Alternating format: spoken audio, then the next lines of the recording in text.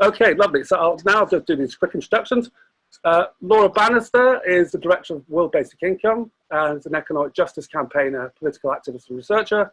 In various roles, she's worked on trade justice, the economics curriculum, children's rights and environmental issues, and she'd helped to draft basic income manifesto proposals during the 2015 UK general election. And then we have Christine Berry, who's the co-chair of Rethinking Economics. She's a part-time director of policy and government at the New Economics Foundation think tank, and managed to do that also while studying for a PhD at the University of Sheffield. Previously, Christine's worked as a researcher for the pensions charity FairAction and for David Haworth MP after obtaining her degree in social and political science from the University of Cambridge. We also have Mark Burton, who's a collective member of Steady State Manchester. He's an independent scholar activist. Mark concentrates on the relationships between economy, environment and social justice in the context of the Manchester City region. His former career was as a psychologist and subsequently a senior manager in healthcare and social care services. And lastly, for right now, Hira Hussain is an activist and social entrepreneur. She combats corruption with open contracting, which aims to transform public procurement and is an open by design, fair and efficient. Also, it is open by design, fair and efficient. And she's also the founder of an award-winning feminist tech project called Chain, which helps survivors of abuse get the information and support they need. Okay, great. So, could we start with Laura, please? We'd like to speak first, and then we'll we'll go then in order, and then when Neil joins us very handily alphabetically, we'll bring him in also. So Laura, over to you. Hi, thanks very much. Let me just take myself off speaker view, otherwise my face is huge. Thanks everybody for coming. I'm going to launch right in with a grand proposal for how we make, how we grab this opportunity and make the world a better place after COVID than it has been before. So I'm going to talk about universal basic income and also about world basic income, which is the particular flavour that my organisation works on. So I'm sure most people on this call know, but universal basic income is a cash payment that's made to every person as a right of citizenship. So when we're talking about it in the UK context, we're usually talking about replacing the existing benefit system, which is full of indignities, which I will discuss shortly, with a universal payment that goes to everybody, whether you're working or not working, whether you're rich or poor, old or young. And there's usually a different rate specified for children, sometimes a different rate specified for older people.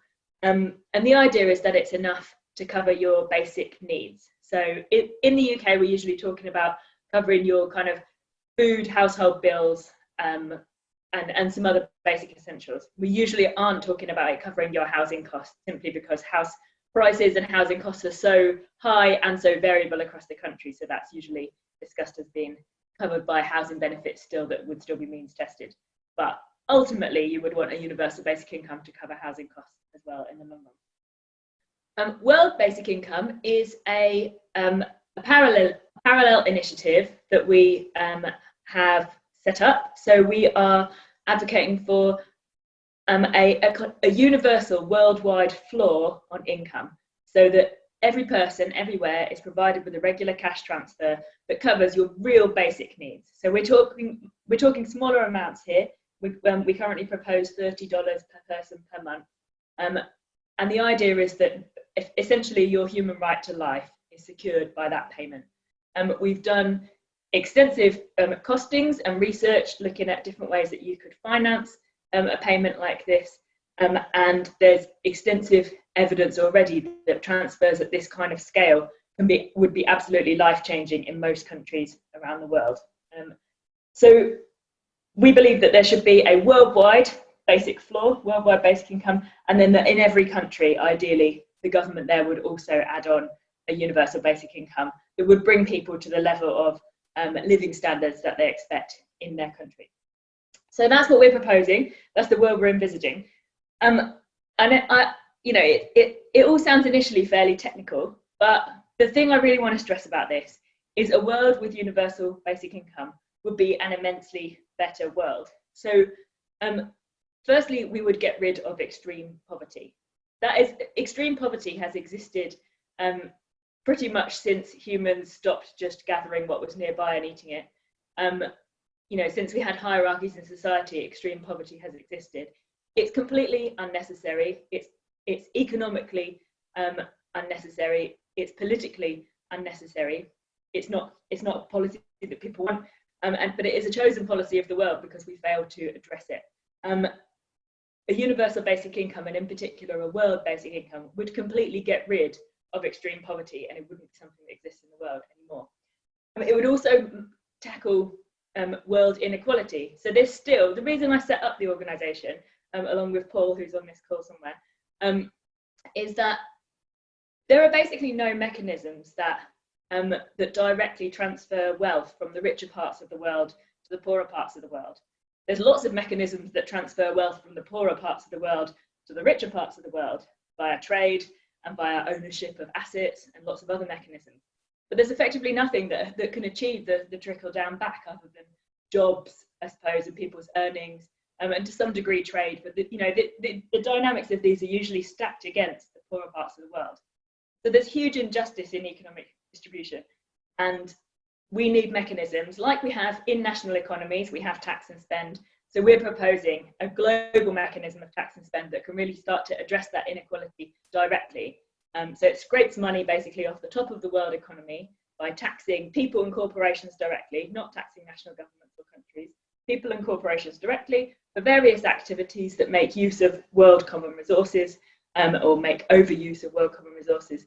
And then it pumps that money back in across the world economy to people everywhere. So it tackles poverty, it tackles inequality. Depending on the taxation mechanisms that you use to fund it, it could also tackle climate change. One of the major mechanisms that we suggest is a carbon tax, with the monies being put in a sovereign wealth fund that will be invested in a huge investment in people-owned renewable energy that then brings a dividend that pays your world basic income. So there's lots of ways in which this could bring huge benefits to the world.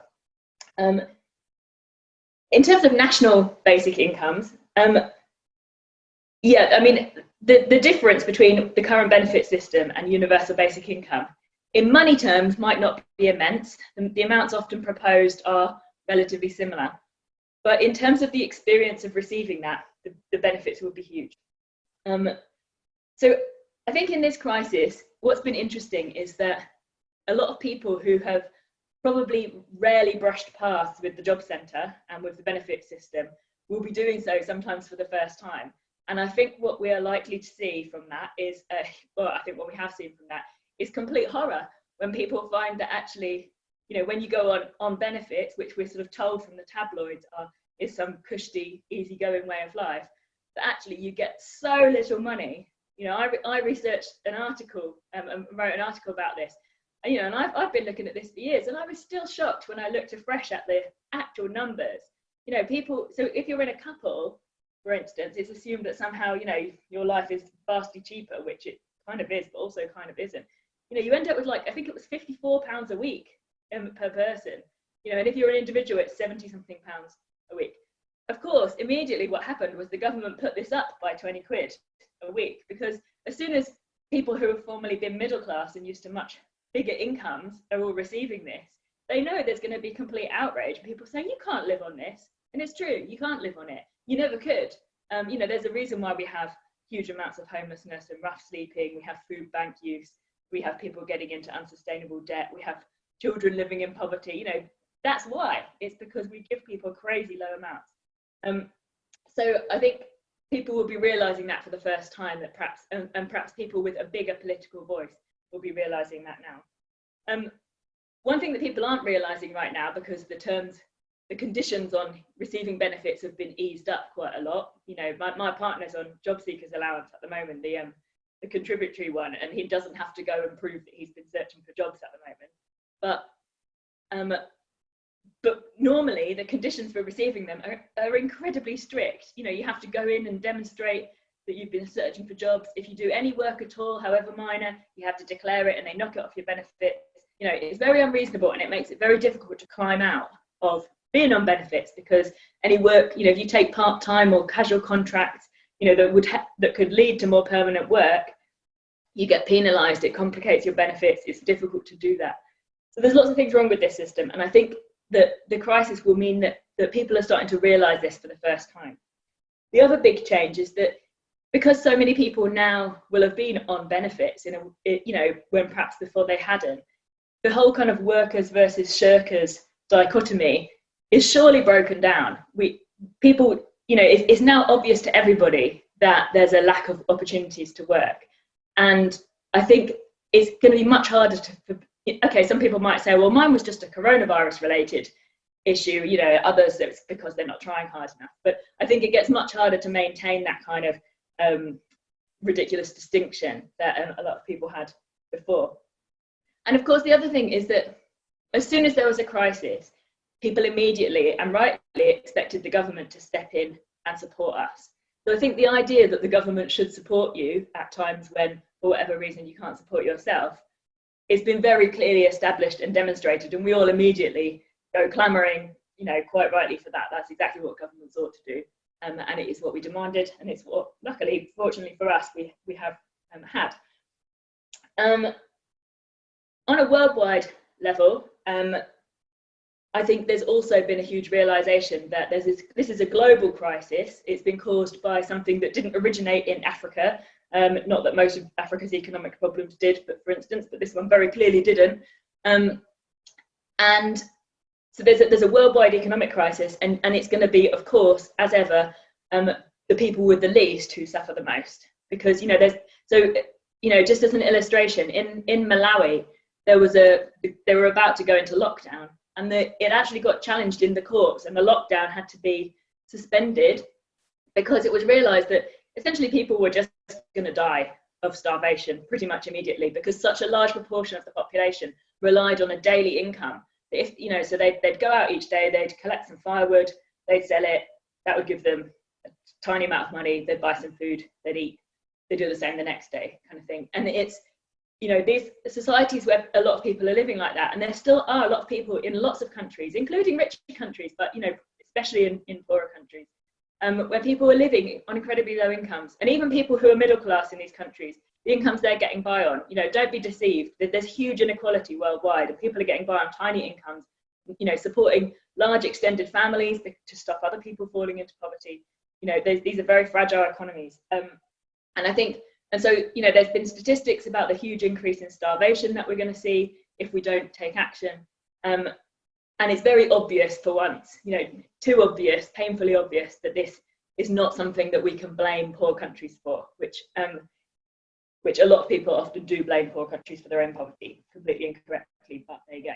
So I think what I'm hoping from this crisis is that it generates a sense that, firstly, that universal basic income and that cash payments from governments, universal cash payments from governments or from other sources, are an option. So a colleague of ours in Malawi, who's on our international advisory board, Frank, he has said that one of the biggest barriers there is that people just don't believe their government would ever give them anything. You know, that's not what they've come to expect of governments. They don't see the governments really represent them or their interests. Whereas in this crisis, in the end, the government of Malawi now is giving cash transfers of around, I think it's $50 per household per month, to a large proportion of the poorest households in Malawi. You know, so that's the people after this, once they know that that's possible and that's something that can happen, you know, it raises people's expectations and their level of demand. It's also going to generate loads of evidence against the critics of basic income. So, you know, people have always said people will spend the money on booze or, you know, on stupid things, or that it will just cause inflation. You know, there's lots of classic critiques that people make against basic income, but there's going to be absolutely stacks of evidence now, which, you know, I'm certain will completely knock those critiques out of the water. There was evidence already, but the scale is going to be much bigger. And there's also likely to be a demand for international funding. So, you know, it's so obvious how much more support we're able to receive in a country like the UK than they're able to receive in Malawi. And that's not just because the government, you know, doesn't respond to the people's needs, but because they really don't have the resources to provide anything substantial in the long run. And there's lots of reasons for this, but, you know, the global south are starting to make serious demands of the north to say we need more financial support and resources to be able to provide for our people. And I hope that demand gets louder and louder and emerges into something that's a more international and more globally funded system, because ultimately that's it fair and it's the only real plausible long-term option. And of course, the biggest change of all that I think that we hopefully will see out of this crisis is, you know, where people have been receiving these cash payments, you might find that some people are actually better off than they were before the crisis. People that were living in very extreme poverty will be better off, and societies will have become more equal. It's going to be very hard to justify why we should go back to the world that we had before. Once people know it's possible not to, you know, and we're actually faced with the question, you know, and in the UK as well, you know, if the government ends up doing anything universal with the benefit system, which I do wonder if they might when furloughing kind of wraps up, or, you know, perhaps if we had a different government, but certainly in some countries, I'm sure there will be some universal systems put in place. At the end of that, it's like, do we really want to go back to kind of, you know, forcing people to come and sign on at the job centre and not letting people take on bits of casual work that would build up their experience? And, you know, do we want to go back to that kind of indignity and poverty and inequality? And I think, you know, obviously a lot of us here are going to be saying a very loud no, but I think that's going to be quite widely shared. So I think that universal basic income, ultimately, it offers huge opportunities to create a better world after coronavirus, and I hope we keep on shouting loudly for them. Marvellous. Thank you so much. That's great. Thank you very much. Lovely. Thank you, Laura. Christine, can we hear from you now? Sure. Hi. Can everyone hear me okay? Just to check. Great. Oh, and just to say, so this is entirely my fault for failing to send through an up-to-date bio, but I actually don't work for the New Economics Foundation anymore. I haven't for about 3 years. So I'm a freelance researcher and writer now. So I think I pretty much still agree with Neff about everything, but technically speaking, I don't speak for them. So just to be clear on that. So yeah, I mean, I think, firstly, thanks very much for having me to speak on this. I think it's a really important discussion for progressives to be having right now. And I think it's important for us to, above all, to have a really kind of clear-eyed discussion about the strategic context that we find ourselves in, right? Because I think, especially after 2008, there's this kind of idea out there that, you know, systemic crises offer opportunities for radical change, and we didn't seize the last one and we need to seize this one, and et cetera, et cetera. And I would just sound a bit of a note of caution, I guess, about that in a couple of ways. Firstly, I think, you know, it's really increasingly apparent there obviously are very big political risks in this situation as well as opportunities. And I think when the furlough scheme came in, people got a bit dazzled by the scale of the state intervention that was happening and the sums involved, and were like, you know, Boris Johnson's implementing Jeremy Corbyn's programme, like surely socialism is just around the corner. And I think people are starting to realise now that it's a bit more complicated than that, right? That just an expansion of state intervention in and of itself doesn't necessarily mean that the Tories have had some Damascene conversion to progressive values, or that the outcomes are necessarily going to be progressive. Because after all, you know, the bailout of the banks in 2008 was state intervention on a massive scale, but it was state intervention to underwrite the losses of finance capital, which was ultimately paid for by ordinary citizens for a decade through austerity, which was a political choice. And I think there are very similar dynamics actually playing out now in terms of who wins and who pays. So I did some work that was out this week for IPPR, basically showing that because, for example, they've chosen not to freeze rent or bills or mortgage payments, 45% of the money being spent on furlough is actually flowing straight to banks and landlords who are not being asked to make any sacrifices, whilst ordinary working people, notwithstanding the furlough scheme, are a lot of them still going to be suffering huge losses of income. So actually, you know, in terms of inequality, we're likely to end up in a worse place probably in the UK than we were before. And a lot of ordinary people are going to end up significantly more indebted than they were before, which is probably going to prolong the recession. So I think for me, that's the kind of medium-term strategic context that we need to be expecting, I guess, and planning for. And obviously also, you know, we're seeing the rise of racism and border politics, and that's another kind of dynamic about this kind of global shutdown and borders being closed and like rise in xenophobia. So I think kind of finding ways to counter that is going to be really critical. So I know I was asked on here to talk about the opportunities and not the risks. So that's all that I'm going to say about that. But I just think it is important for us to bear in mind and not get too carried away with the idea of this is a moment of opportunity. And I guess the reason I say that is because I think that there are no opportunities in this situation that are a given, right? There's nothing that kind of flows necessarily just materially from the situation. That like, oh, well, this is, you know, this crisis is happening, therefore, you know, positive change is going to happen. Like, it depends on what we do. And for me, I think the opportunities arise from the potential to shift, firstly, the narrative and kind of the common sense about how the economy works through the experiences that people are having through this crisis, because this is different from 2008, right? And this isn't about kind of esoteric financial products that nobody understands, traded on markets that exist on a spreadsheet somewhere. This is like everybody in the country having their lives turned completely upside down and their experience of the economy turned completely upside down. So it's a very teachable moment, I think. And secondly, it's an opportunity to shift the kind of power dynamics in the economy and to build new sources of power that will give us the ability to implement, you know, these kind of things that we might want to see, be it universal basic income or whatever else. So just firstly on the kind of narrative and the common sense, I mean, Laura said a lot of what I was going to say, I guess, about this, so I don't want to talk for too long about welfare and social security, but I really agree with what Laura said, that I think there's an opportunity here to kind of rehabilitate the concept of social security and of welfare, which has been like very deliberately discredited over the last year. I think it's really obvious now what happens when we don't look after everybody in society, and it's really clear to everybody that we're only as strong as our weakest link, right? And you know, when you have a society where people can't afford to get sick, can't afford to stay at home if they get sick, everybody suffers from that. And as Laura said, we've also got a lot of middle class people, sort of with more political and social capital, that are suddenly realizing how shit the benefit system is, and are not going to be very happy about it. And I think the same applies to kind of precarious work and the gig economy. You know, this realization that we've basically created an economy where people can't afford to get sick, where people can't afford to get unemployed. You know, the Tories are freaking out about the cost of the furlough scheme, but the reason that's necessary is because we don't have a functioning social security system, right? And so if people become unemployed or become sick, they will literally be destitute unless they did something radical like this. So there's a reason that we had to do this where some other economies didn't, right? So I think there is a kind of an opportunity there. I think, you know, in some ways, I've never actually been the biggest evangelist for universal basic income for all kinds of reasons that won't necessarily go into here. But I think whether it's UBI or whether it's some other mechanism, so the Economics Foundation are advocating a minimum income guarantee at the moment delivered through universal credit.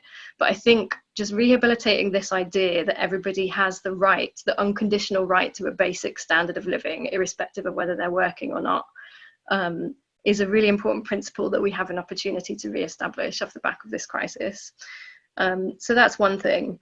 And I think the second thing is that we're really kind of having brought home to us the activities that really matter in the economy, right? This whole new category of key workers or essential workers, you know, the people who, when the shit hits the fan and everything has to be shut down except for the stuff that we really need in order to meet our basic needs, it's not the hedge fund managers or the advertising executives that still need to be going to work. It's the bin men, it's the nurses, it's the shelf stackers in supermarkets.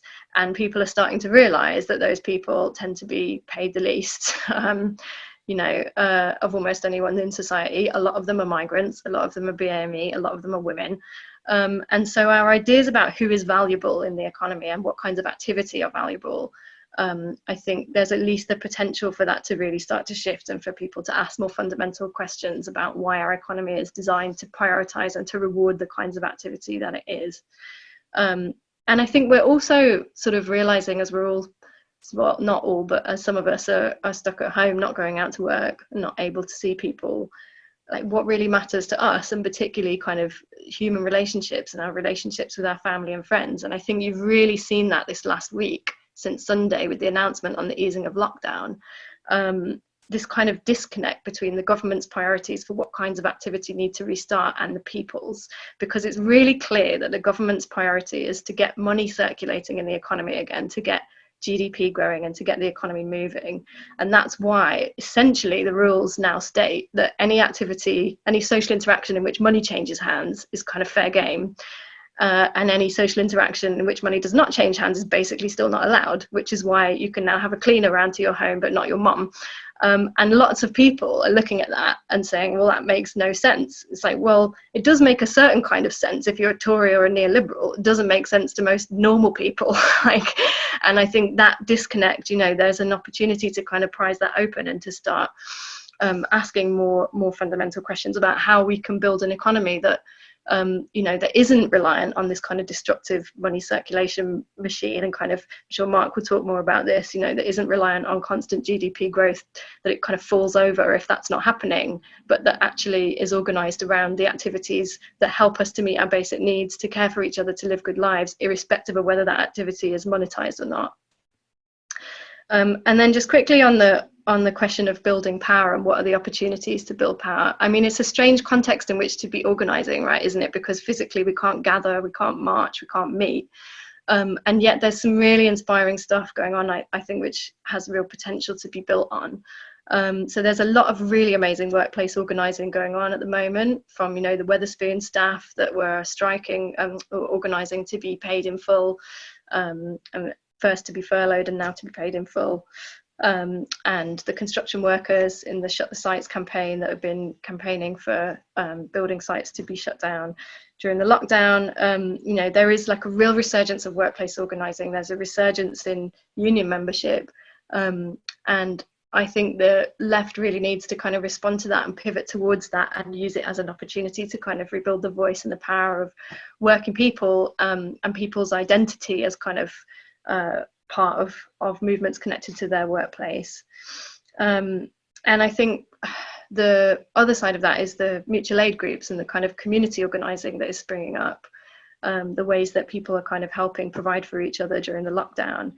And I think, you know, particularly after the 2019 election and people sort of reflecting on like why the left had lost, and what had been missing from our organising, I've heard a lot of people kind of reflecting on this kind of absence of sort of local street level organising networks that really kind of root and ground progressive organising in communities and in the kinds of places that we need to be kind of building movements and be winning.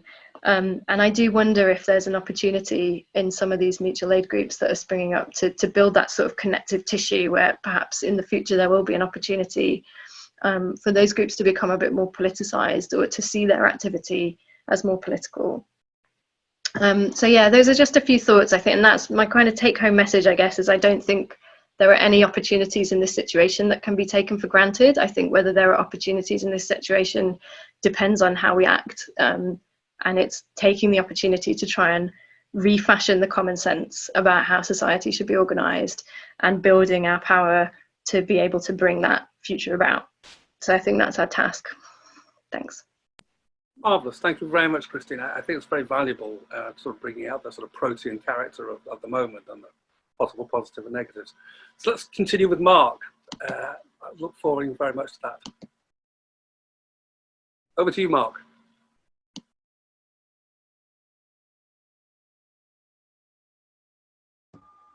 Hello.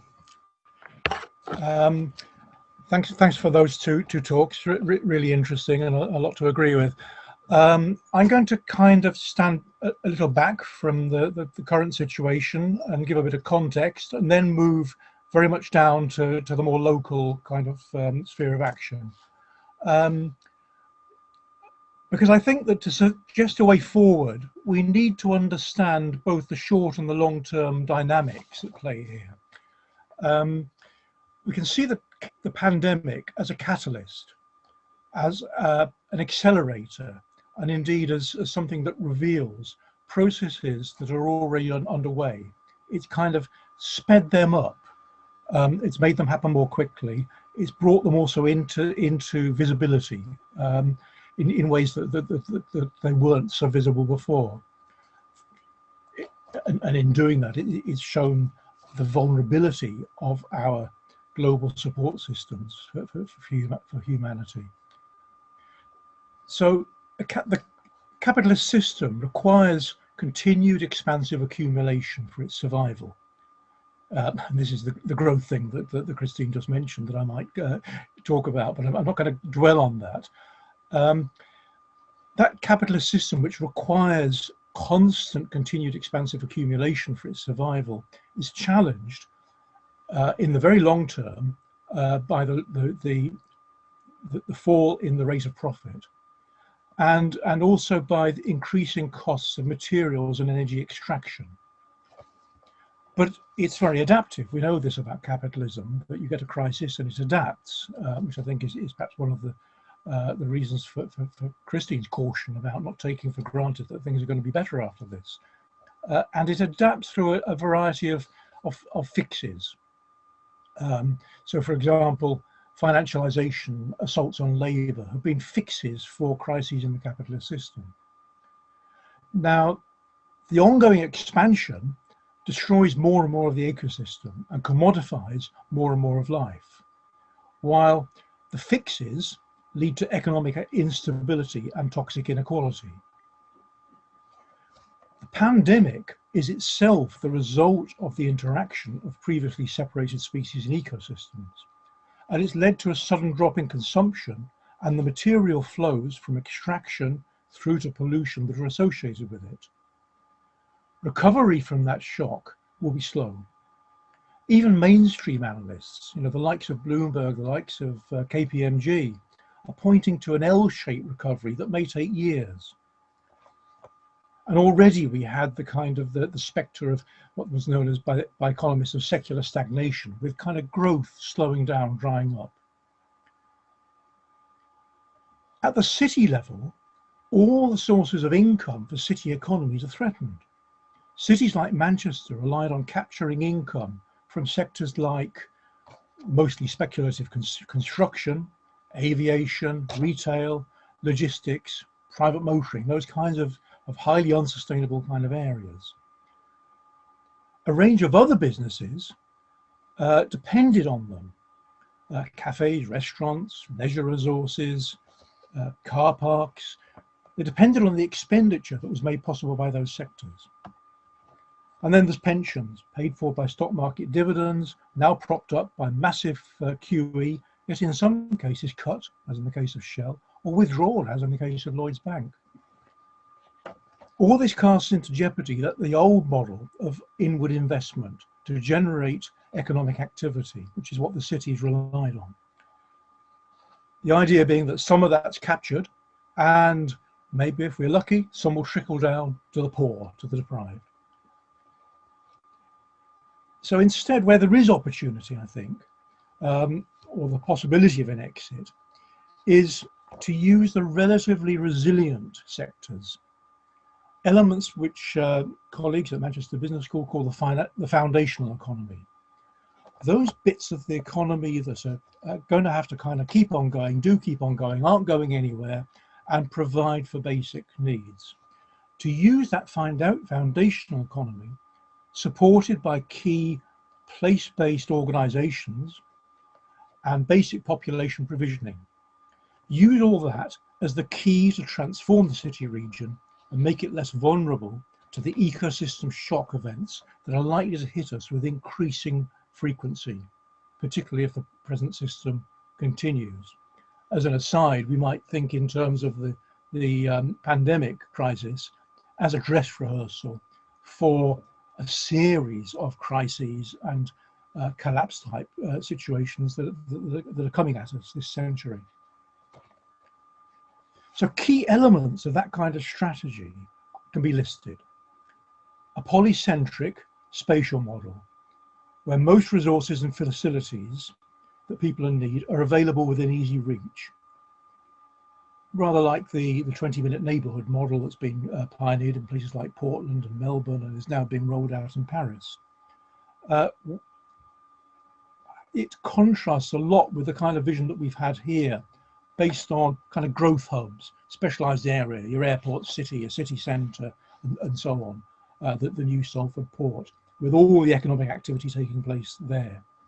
Let's look instead at a much more dispersed model. Secondly, prioritisation of the sectors responsible for most emissions via a set of what we could call sector-specific Green Deals. And some ideas for those are a warmth offer, which I'm going to mention in a moment in more detail briefly. Doing something about the final mile deliveries that cause so much congestion, so much loss of kind of quality of life in the neighbourhoods, such emissions, and there are alternatives to that. Looking at consumer durables and their repair, redesigning the food system, and looking at things like community level biogas in relation to food waste. Those are some of the kinds of areas that could be worked on. Thirdly, a lot of that could take place through the establishment of transformational partnerships with industry and the public sector and the quasi-public sector. For example, the example on the warmth offer would be a kind of partnership combining housing insulation, boiler replacement, and the sale to consumers of a temperature guarantee, rather than the traditional thing where the sale is of gas. And that temperature guarantee could be met through improving the heat tightness of houses, through increasing the efficiency of the ways in which heat is produced, but also through the purchase of things like green energy. Or what about the local manufacture of PPE and health equipment, to give a more topical example, where organisations in the public sector like the NHS and council and other care providers come together with manufacturers like the firm in Bolton that's been exporting PPE equipment. Fourthly, the creation of alternative community-based economic development and nurturance initiatives for both organisations and citizens. We could look at the kind of model of building circles of support for good local businesses. Think of some of the really valued cafes, for example, that have been doing things differently. How could we work with them as citizens, going beyond the kind of consumer role? That might mean that the model of ownership and so on has to change, but to preserve and protect those things that are good, making that something that we all work on together. Fifthly, looking at community, regional, green, mutual finance organisations to begin to provide alternatives, and there are models for this, alternatives to the dominant financial institutions. And finally, we talked about key workers and valuing those sectors that are really important but have been so undervalued. Looking at things like blended formal, informal, cooperative social care.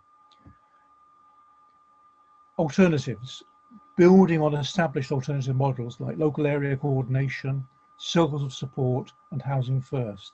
Looking at ways of demarketising the care sector and constructing that in a different way. So it's not just a specialist sector that's kind of separate from us, where you put the people that need care and let them get on with it, but it's something that is done much more in partnership as community. Now, those are just some ideas, but all these options have in common that they begin to restructure the economy away from rent-seeking footloose capital, favouring instead right-sized profits, commitment to place, and non-capitalist entrepreneurial forms. Ultimately, it steers us towards a resilient model of stewardship and sufficiency, what the degrowth movement call living better with less, and a relative delinking from the globalized capitalist economic system, its circuits of accumulation, its vulnerable supply chains, and its ecological destruction. Thank you. Thank you very much, Mark. That was very interesting. Thank you very much indeed. Lovely. I'm pleased to say Neil has joined us. That's marvellous. But before then, can we have Hera? That would be lovely. Hi, thank you very much. It's great to be here and to follow such great and powerful talks. So I'm going to talk about technology and our relationship with it. As you may have seen from my biography, I've spent most of my career looking at tech for good, understanding data, transparency, trust, and also gender. And all of these things are really important when we think about a reset, if we had to have a reset, though one seems quite unlikely to me. And that's something that, you know, as Christine said, something we have to be mindful of. We always think at these big moments that there's going to be, you know, a big change. And things do change, but they don't often change as much as we'd like them to change. So, so I'm going to talk to you about technology, transparency, misinformation, and also like creating a feminist framework or working under a feminist framework for how technology is built. I'm going to move slightly aside because there's a lot of sun coming through my window. Okay, so I want to start off talking about trust and technology. So, you know, I think for a lot of people, the idea of technology is only on the touch points that they have. So from working from home, suddenly being on lots of Zoom meetings, to using their phone to consume, you know, things like YouTube, social media, or inputting data into a spreadsheet, all those things like seem like their main touch points of technology. But really, technology is running our lives. It is a medium that is controlling how our passport information is captured, how the government collects, spends, and, you know, reports on our data. So our taxes are turned, you know, become data points which lead on to how governments spend it. We ourselves are data points in a mass government system.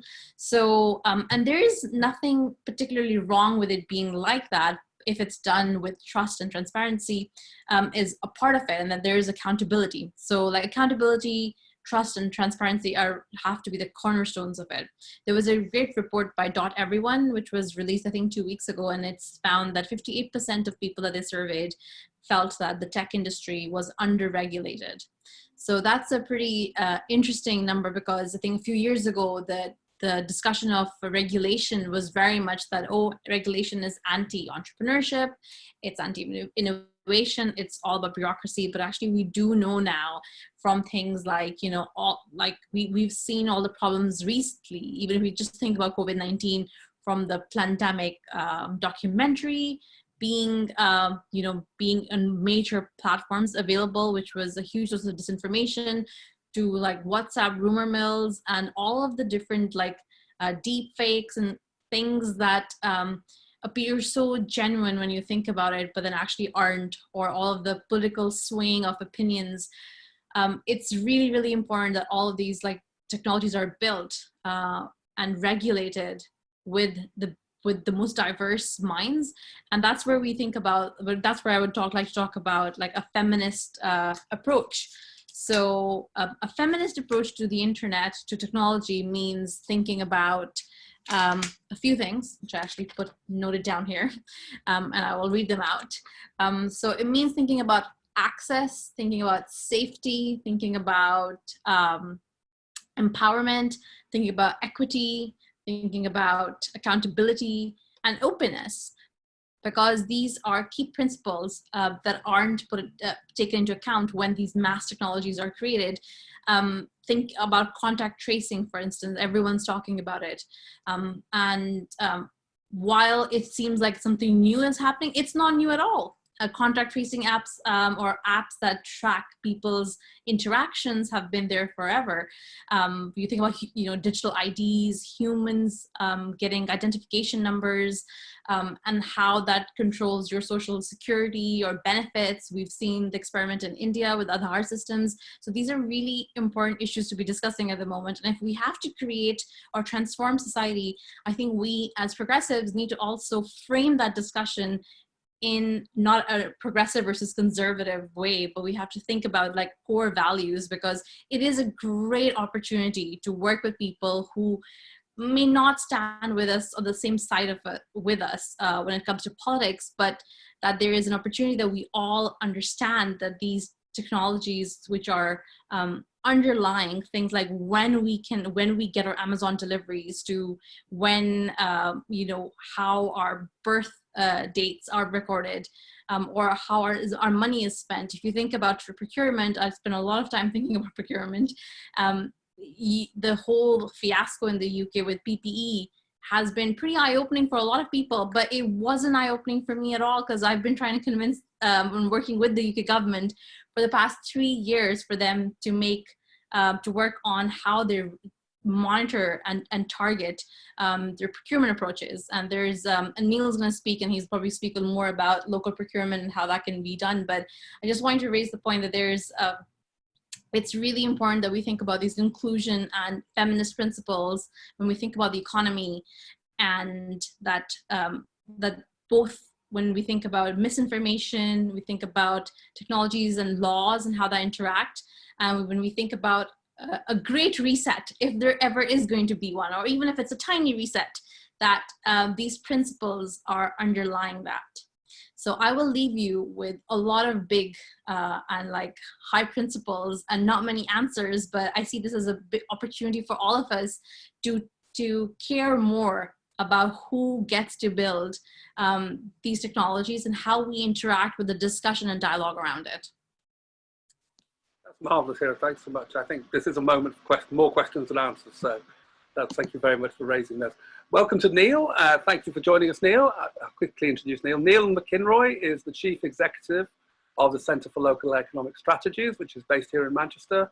He's a leading commentator on economic development and public policy, has featured in the Local Government Chronicle's annual Top 50 Most Influential People in Local Government, and has been involved in public sector policy and delivery for over 25 years. I will look forward to hearing from Neil. Hello.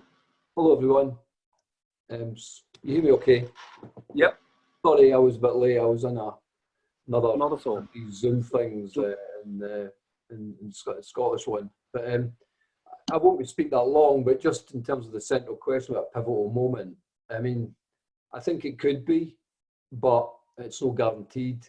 And we've done some work recently kind of sketching out the scenarios, and we kind of think there's a good, the bad and the ugly, and I thought I'd just share that with you. Mate.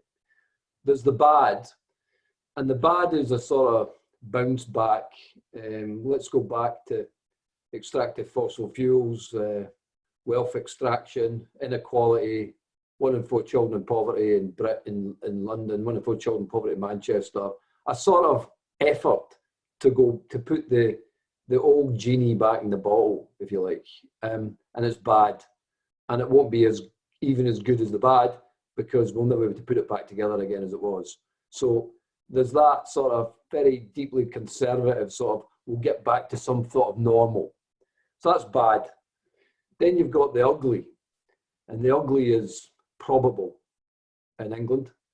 It's all of the above, but it's also a rise in state corporatism, so state-backed corporates.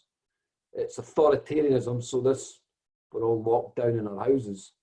You may see that bits of that retained in terms of not allowed to protest, freedom of assembly, when we can go out, when we can do who we can speak to, when we can speak to them.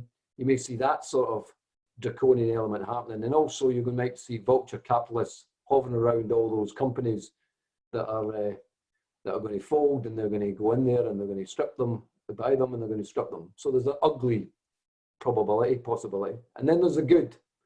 And the good is to build a resilient economy. The good is to work within planetary limits. The good is to have wealth that's shared. A good is to have redistribution. A good is a respect in the economy for care and nurture and goodness and love and happiness. And a new economy, if you like, that we all surely would want to see.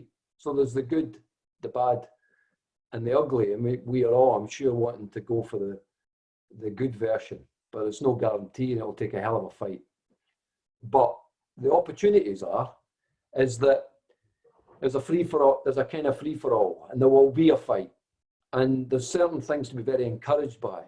I'm encouraged by the rise of community power. People are seeing the power of community. And could we transfer that power of community, the immediate problem we're seeing in terms of the crisis, could it be turned into a power of an activism around the climate, or a power around how we take more control of the economy, or a power where we kind of react against some authoritarianism or state-backed corporates? Can we use that power in other ways? Can it be turned around? Also, municipal power is important, and we're seeing local government doing a good job in part with a lot of after a decade of austerity, but also the whole crisis of local government funding.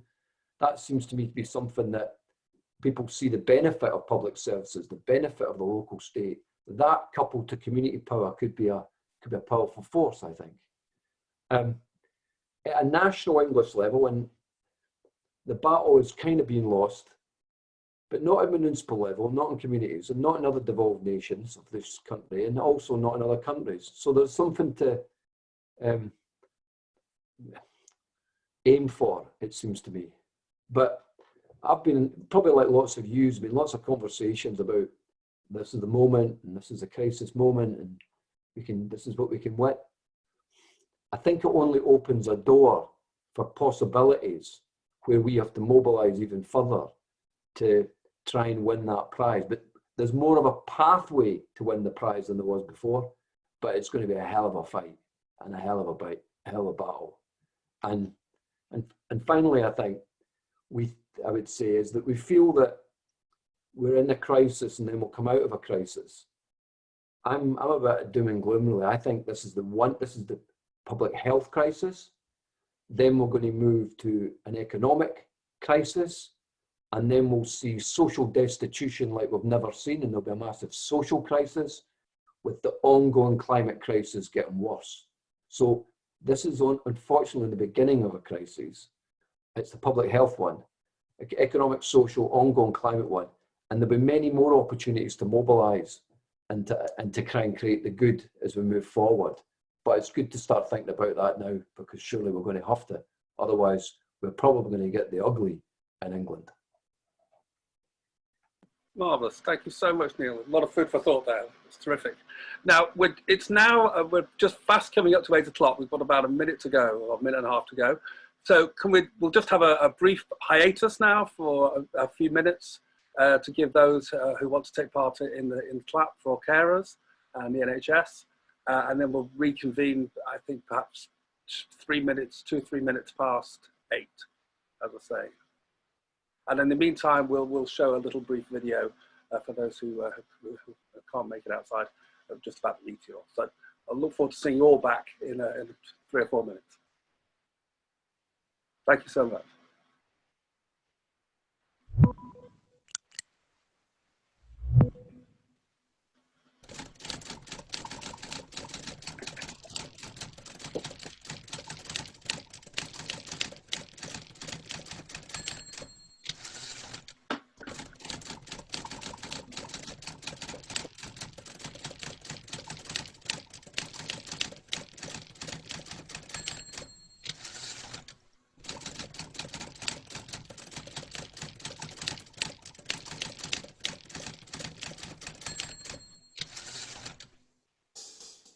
The national journalism media scene is dominated by corporations and billionaires, steering the editorial line of their newspapers towards their own interests. With corporations buying up local publishers, laying off journalists, and protecting their profits at the expense of journalistic integrity and the health of local democracy, traditional media is in crisis. But the information technology revolution has carved a way for independent media publications to increase the diversity of voices heard, publications such as The Meteor. The Meteor is a non-profit, community-based publication for the people of Manchester. We tell stories that are neglected in the mainstream, investigate and challenge local power structures, and aim to promote social justice in our city. We want to ensure that our publications remain geared towards the public interest. That's why The Meteor is launching as a media co-op, meaning our readers and supporters will be able to own a stake in The Meteor and have a say in how it's run from as little as £1 per month. Join now and help save our local media.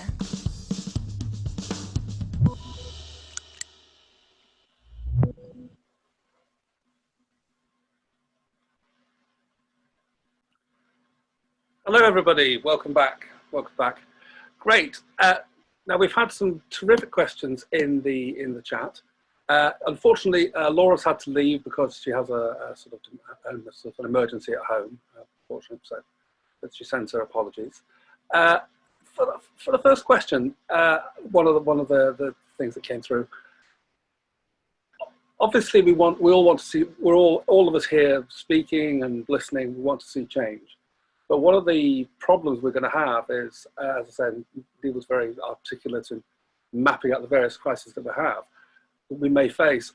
We are essentially trying to put new political and economic wine in old government bottles. And the structures of power that we have in place now, we might say, are partly those that led up to the crisis.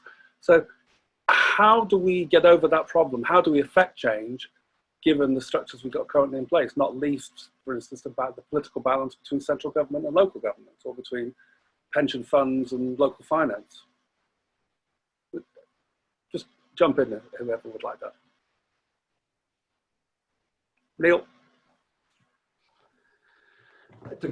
It's a good question. I think structures matter, and we have got a poor set of structures and an over-centralised England and a eviscerated local government, and we don't have proper participative democratic forms like citizens' assemblies and so on. So there is structural problems, but I would also say that I would expect some partly structures to collapse.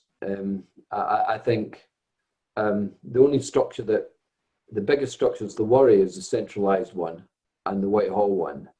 And that needs to be repelled and fought against. But in terms of other structures, I think it's all up for grabs and will change, because I think it will all be incapable of dealing with the crisis that we have.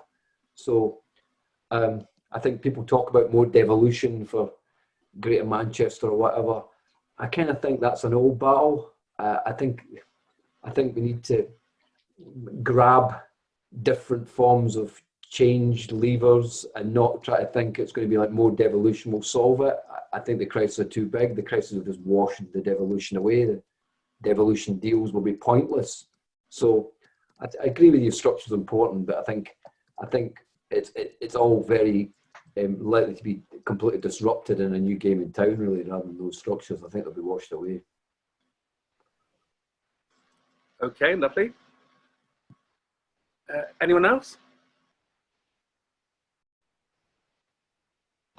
I don't mind. I mean, I think, I guess your question was partly, wasn't it, about the state and kind of problems with current form of the state. And I really think one of the things that progressives need to get past, and you've seen a reversion to it a bit, like during this crisis, as I think I mentioned in my kind of opening remarks, if we're to understand this crisis and to navigate through it, is this idea that kind of the difference between left and right is the difference between a big and a small state, and that more state is therefore necessarily good regardless of what the state is actually doing. And like, that is a caricature, and I'm sure there's nobody on this call that would kind of subscribe to that view, but I think you have seen a bit of that kind of coming out in the crisis, as I said, like in this idea that because the Tory government was intervening on a massive scale, that was necessarily a progressive thing. And I actually think one of the things that has been most interesting and kind of new about the economic thinking that's been emerging on the left in recent years is actually the recognition that we can democratize the economy in ways that go beyond just kind of going back to the top-down bureaucratic statism of the post-war era, which is not the same as saying that the state doesn't have a role. So it's not, it's neither is it a reversion to the sort of 90s horizontalist or bottom-up, communitarianism of, oh, we're just going to kind of build an enclave over here and then that'll somehow magically transform the system somehow. I think it's about having an intelligent analysis of, how we can use things like the kind of upsurge of community activism, and whether the mutual aid groups could become part of this, build new economic forms that kind of can meet our needs in more localized and decentralized and democratic ways, but that also requires us to have a strategy for how we're going to not just ultimately take control of the state, but also with a view to actually transforming the state and democratizing the state, as Neil said, like not just through the kind of conventional discourse on devolution, but in more radical ways that kind of decentralize and democratize power.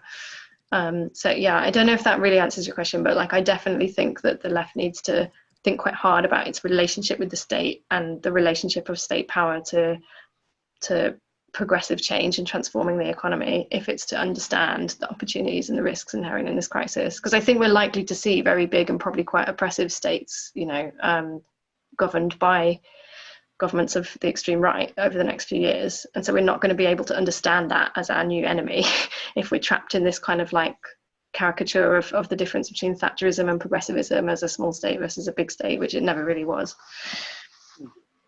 Very good, great. Can I just develop that and throw over to Hera?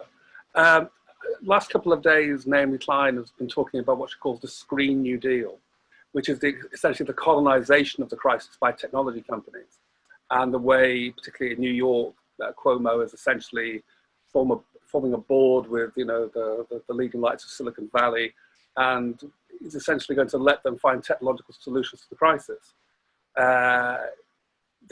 That's a novel way of a new set of structures, obviously, but it's fraught with danger, and you know, with Silicon Valley capitalism is not necessarily the road we want to go down. I just wonder if you have any thoughts on that. Yes, definitely. It's I think it's a good response to Mike's question in the chat as well.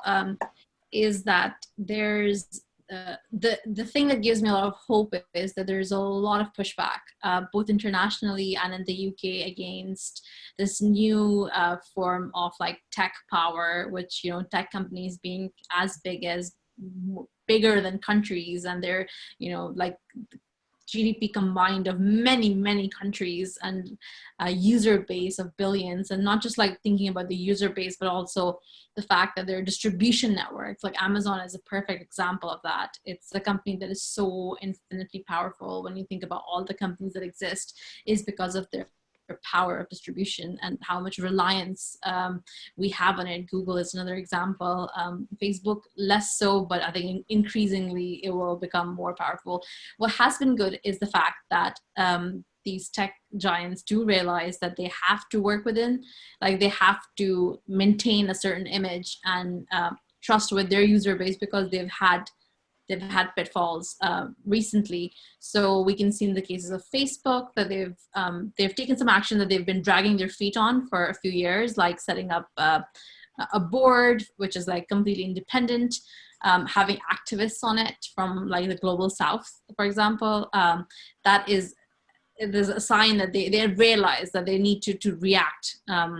There's, you know, and the fact that if you just think about Silicon Valley, it's pretty amazing how San Francisco itself and the Bay Area has dealt with COVID-19, because it is a society that's completely siloed between the very rich and the very poor. And they've actually, it's been really amazing to see how they've all come together and have people in Silicon Valley are realizing what a bubble that they live in, and that it's breaking slowly. I think that gives me a lot of hope. And in the UK, certainly, there's been a lot of discussion on policy regulation. I think that across the parties, there is agreement that there needs to be regulation. What I think is concerning is that fact that there's not much transparency in how those conversations are happening. We, in the UK, we still don't have a very good register of interests for MPs and ministers. Their diaries, even though they're open, they're not standardized. A lot of things are noticed there. We, like the whole content tracing app, it was the way it came about was completely bizarre in terms of procurement. I think some of the principles that I talked about like having a feminist and inclusive framework, I think these are things that are really important when it comes to the design stage of designing technology, but also on the oversight stage. So I think it's still the government's oversight approach to technology is still very like male and pale. And I think that itself is concerning, the fact that a lot of the politicians, there's a revolving door. They end up working at these companies. The people who work at those companies end up working in government, and that we don't have that diversity of experience and opinions in those positions of power. So, but I think I would also like to say that, as I said before, I think it's a great, I think it's something on the progressive side that I think we have failed to engage well with this.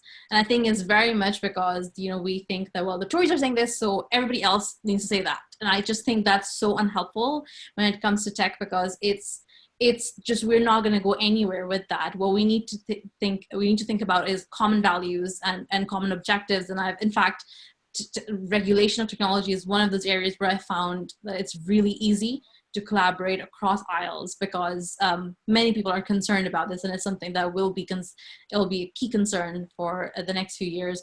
A very good example, if anyone's really interested in like what a fight back against a big tech company looks like, you can look at what happened in India when Facebook tried to launch their free internet solution, which really wasn't free or open, because it had strings attached and wasn't net neutral. And the other example would be Toronto. Recently, Sidewalk Labs, which is a company that's owned by Google's parent company, Alphabet.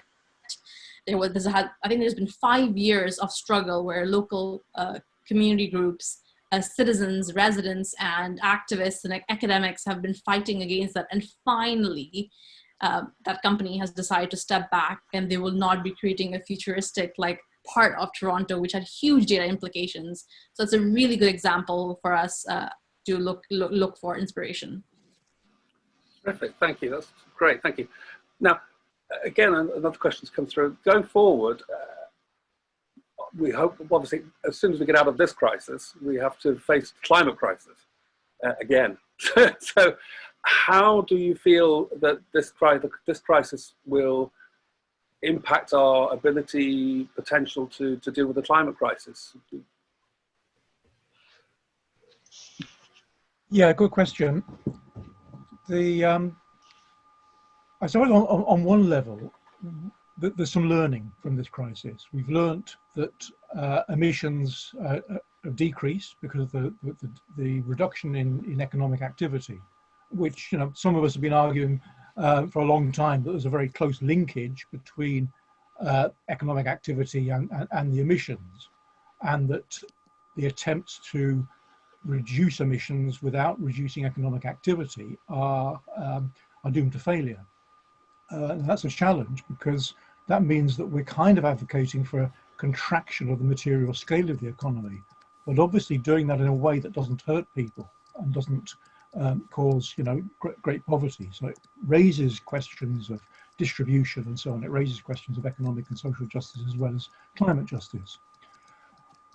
But we also have learned from the current situation that the emissions have only probably likely to go down about 5% globally, if we take the year. And yet, on a global level, we need to be reducing emissions by 7.5%. And I suspect that that's a very conservative estimate as well,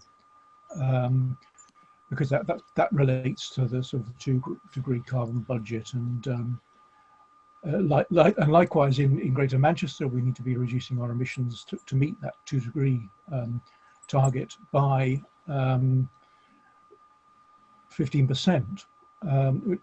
which is staggeringly huge.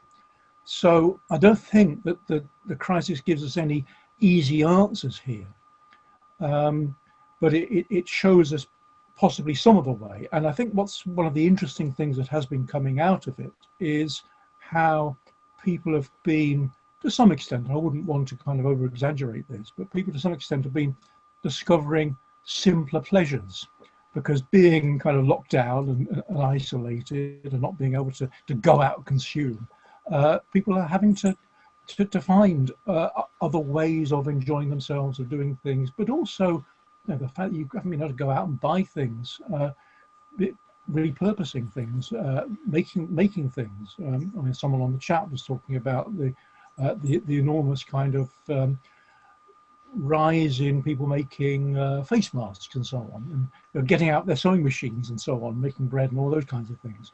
But also just kind of, you know, enjoying the bird song and all those kinds of things, and moving away from that kind of highly consumption-based lifestyle. Now, okay, for many of us, we can kind of afford to take some cut, but of course there are many people who can't. And what this crisis is doing is hitting their basic living standards, their ability to provide for themselves.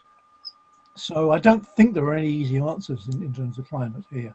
but it gives us some ways forward. And I think, again, as I said in the talk, the trick is to focus on those high emitting sectors of the economy and come up with transformational approaches. And I think we do that locally, at a local and regional level. Certainly at the national level, there's not going to be very much of an opportunity anyway for the next 4 or 5 years. So we need to focus very much on building alternatives, building alternative ways of doing things, building an alternative ideology, an alternative way of living, and escaping through doing that from the capitalist nexus, which is what is causing the climate crisis. It's not a full answer, but it's maybe some threads for an answer. Very helpful indeed. Anyone else like to pick up from that? Yes, Neil? I beg your pardon, Christine. Oh, Christine, you go. Are you sure? I'll be quick and then you can go. Just 2 quick points, I think, or reflections to add to what Mark said. I think the danger for me is the kind of vast amounts of money that are being spent by states, and the fact that we will then be in a recession will actually militate against pressure to spend lots of money investing in green infrastructure. And again, I feel like I'm just banging on the same drum constantly here, but I feel like there was a lot of people kind of anticipating the reverse at the start of the crisis. So they were like, look, see, like this proves that when a crisis really hits, we actually can spend hundreds of billions of pounds. There was a magic money tree. And if we can do it for this, then we can do it for climate change. And obviously that's true kind of economically, but I suspect that politically it's not quite going to play out like that. And you're already seeing the Tories trying to seed this kind of neo-austerity narrative of like all of this is going to have to be paid for somehow. And so I think it's actually going to be politically more difficult to push for massive investment in green technologies and green solutions than it would have been before. But I think on the flip side of that, where there's a kind of narrative opportunity in that people are starting to talk about the pandemic as the kind of canary in the mine when it comes to the climate crisis, not just because pandemics have been made more likely by the pressure we're putting on ecological systems, but also the kind of impacts and the sheer scale of the disruption that we see when we have a kind of, I guess, a sort of biological or a kind of crisis that originates in the natural world and the material world rather than in the financial system as the last one did, and like how quickly that escalates into full-scale meltdown of basically the entirety of society and the economy is a kind of little taste of what is to come if we don't deal with climate change. And I think that is quite a powerful narrative opportunity to kind of popularize the understanding of the ecological emergency that we're facing and the need to tackle it, to sort of overcome this kind of neo-austerity or new right politics that we're likely to see coming out of the crisis. Excellent, thank you, Christine. Neil? Yeah, I mean, I'm one of those people that believe in small is beautiful, and also believe that you've got to deal in your own little world and do things progressive, and if they work, then it escalates. And I think what we've got here in terms of the climate crisis is a little window that's perhaps been opened a little bit more for us to try and make the change. And in that, my own work, my day job is very much about how do we move to economic recovery and reform that starts to have greening the economy, zero carbon at its heart. And I'm seeing more interest in that, and I'm seeing a window slightly more ajar than even it was a few months ago, in that as we go to recovery from an economy that's been eviscerated, then there's a chance to build something that's got this hardwired into the economy. And so that's the positive. And I think it's different across the world and different in different administrations and different in different places. But there's certainly a potential growth of that, and we need to celebrate that when we see it happening. And I was speaking to New Zealand, I think it was this morning, it's been a long day, but they've got this thing in New Zealand called the number 8 wire, which is a Kiwi culture where you can fix anything in the world with a number 8 wire. Yeah. And it's like Mark's point. And so they were saying to me, the number 8 wire culture's back. We can fix it. I mean, we can do it ourselves. Yeah. And so they're thinking in terms of economic recovery. These people I was speaking to, and they were mainstream people, they weren't particularly radical progressive, thinking, we've been the garden for China. We've exported all this stuff. We've got Chinese investment coming back in. We've lost the number 8 wire culture. And so there's a sense we need to start looking more at Kiwi culture. We're not going to get the tourists coming in anymore. We need to start thinking about growing our own and keeping our own. Yeah. And so that again, that was never there in New Zealand a few months ago. There's a resurgence of something. And I think that taps in that consciousness that we tap into. But it's not going to happen. The revolution will not be televised. This is going to happen in small ways, in small places, and everybody doing their own little bit to try and turn the dial. So the recovery and reform process in the economy has the seeds of beautiful, new, beautiful, love, green economy within it. And that's what we need to all individually do any way we can. The big battles, we've got the big Extinction Rebellion, but all that, but I think the real thing will be won by using this opportunity to really turn the dial in practice in some places. Excellent. Yeah, you've sort of pre-echoed my next question. Just to focus again from vision to practice. The Meteor's based in Manchester. What would be the first thing to bring about the change that we all want to see? What would be the first concrete step that each of you would take to realise that? Yep. Sorry, I just spoke about. I thought, Joanne. Well, but the first thing that should happen is that I think, from an economic development perspective, is that in this city, the combined authority and the growth company and the business growth hub should abandon the idea of growth now. Yeah. And it should repurpose all its funds, all its activity towards building on the back of community hubs and mutual aid, and working with communities to build community economic alternatives, and do that with the millions of pounds that they have, and they could do it tomorrow if they had an imagination and if they were given, they should, and that would transfer all that community energy in one fell swoop would be translated into thinking community economic alternatives to the global economy and the global supply chains and all that stuff that's going on. We would see urban food growing, we'd see a range of different retail, we'd see a range of manufacturing. We all now appreciate the local. I want to see local craftsmanship and engineering in my place, and let's get public money funded to that. And let's not prop up, which will be failing economic sectors. We need to build the community economic. That's the future, and we need to repurpose our funds and practice towards that. Lovely. Anyone else? Yes, I'd like to add to that. That's okay, because I agree very much with that. It's pretty consistent with what I was saying earlier. I think on the question of, is there going to be government money available for big investment in infrastructure for climate mitigation? I actually don't think that's where, if we get a solution to climate, that's where it's going to come from. If anything, that could even make it worse through there's a rebound effects and so on through the stimulation of the economy.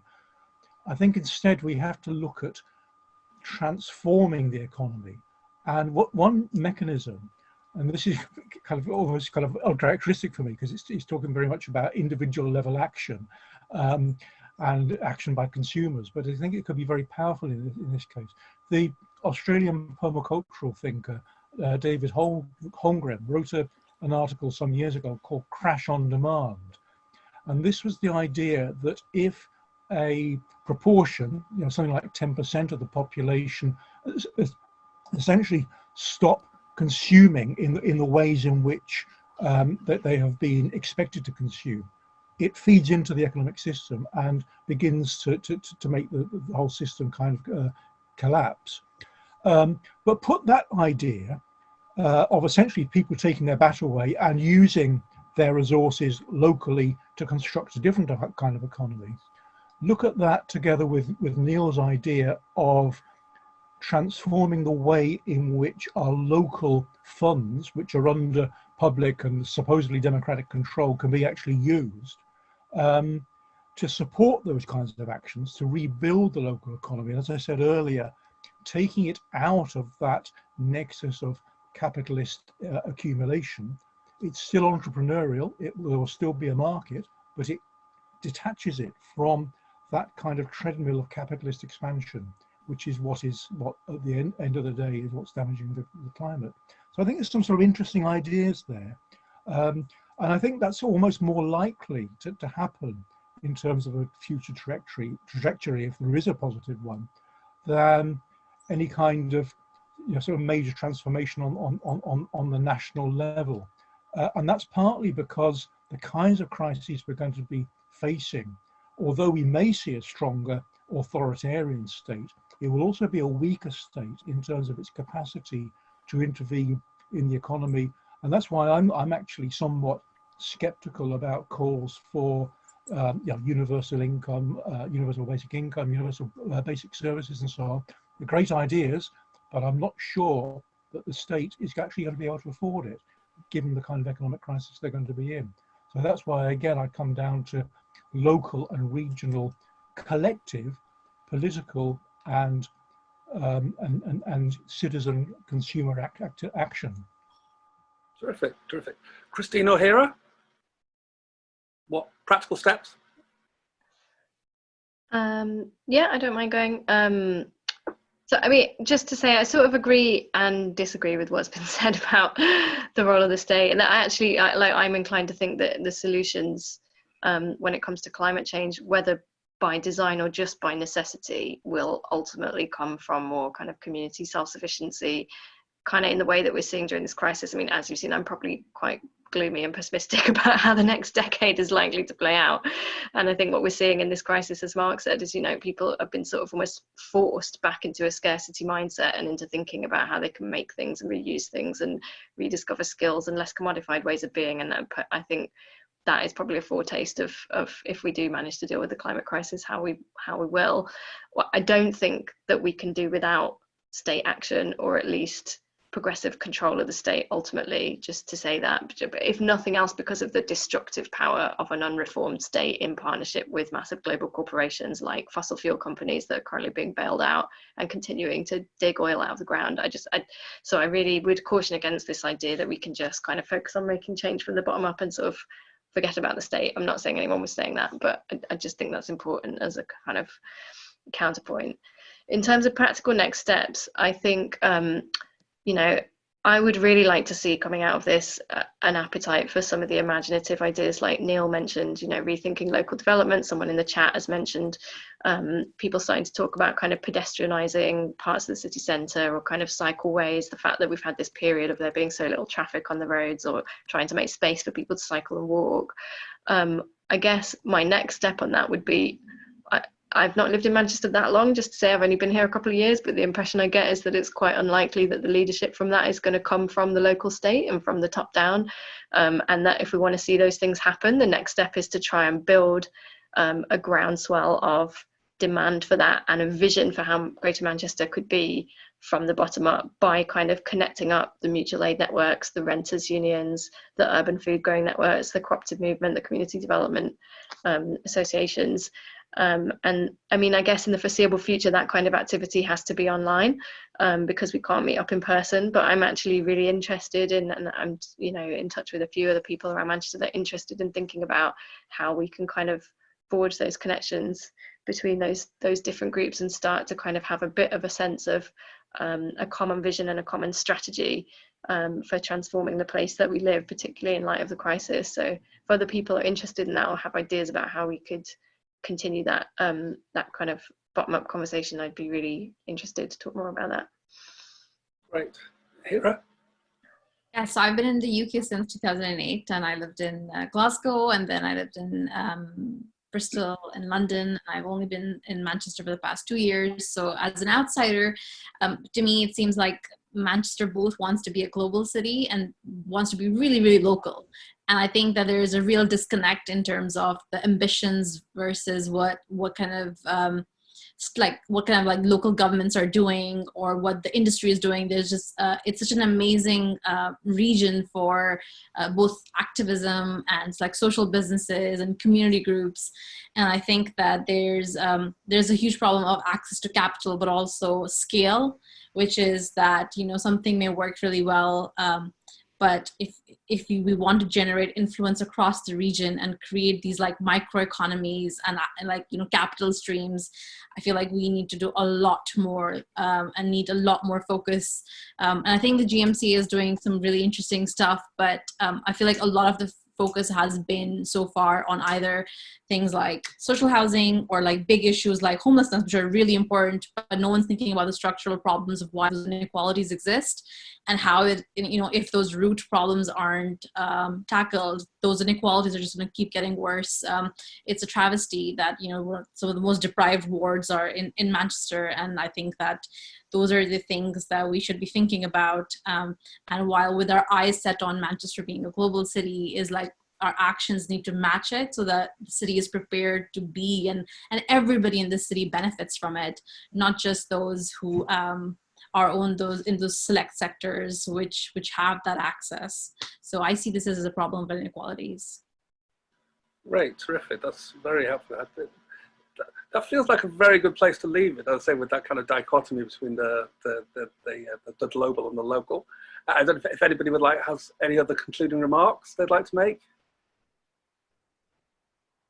No? Okay, no, lovely. Thank you so much, everyone, for taking part. That was a terrific and very wide-ranging discussion, and it's given us a lot of food for thought and hopefully positive action going forward. Thank you so much for taking part. Thank you.